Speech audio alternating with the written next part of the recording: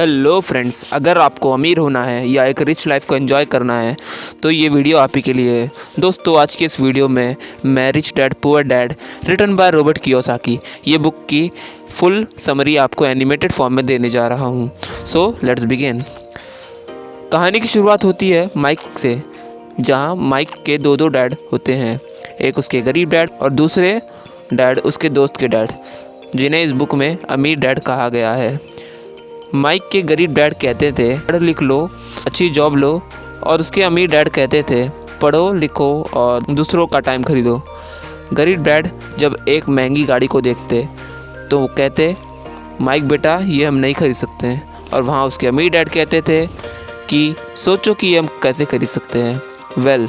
Mic बहुत नसीब वाला था, क्योंकि उसके पास दो डैड थे और अपने दोनों डैड से वो सीखता था, और इससे आगे चलकर वो मिलियनर यानी कि करोड़पति भी बना, और आगे चलकर आप भी बनने वाले हो।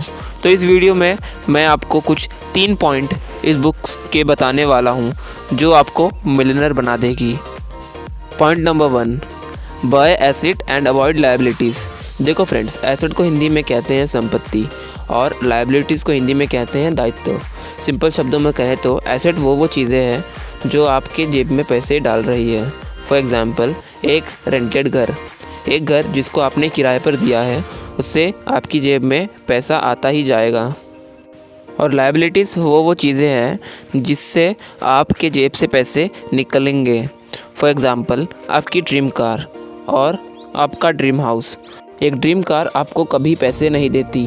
फॉर एग्ज़ाम्पल, आपने एक गाड़ी 2 लाख की खरीदी, अब जब बस एक ही मंथ हुए आप उसको बेचोगे तो उसकी कीमत डाउन हो जाएगी। दूसरा है आपका ड्रीम हाउस। एक ड्रीम हाउस को कोई भी रेंट पे नहीं देना चाहेगा।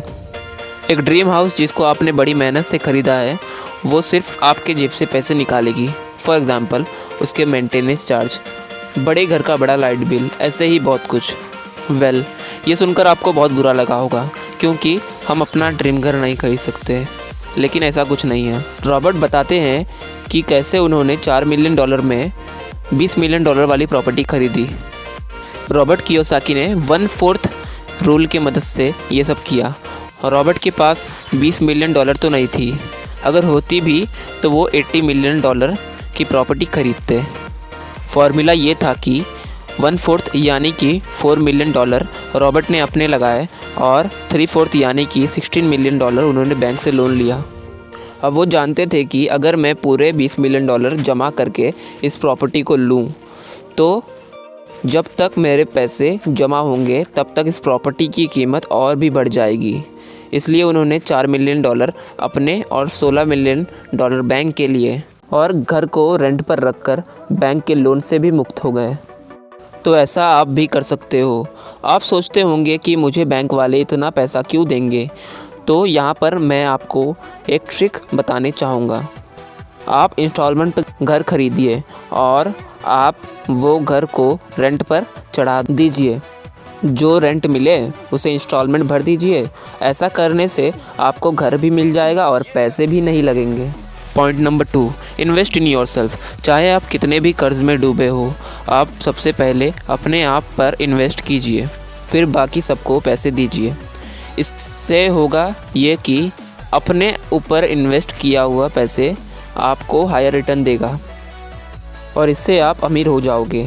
फॉर एग्ज़ाम्पल, रॉबर्ट कियोसाकी की वाइफ कहती थी कि पहले एक्सपेंस के लिए पैसे निकाल लो, फिर अपने लिए।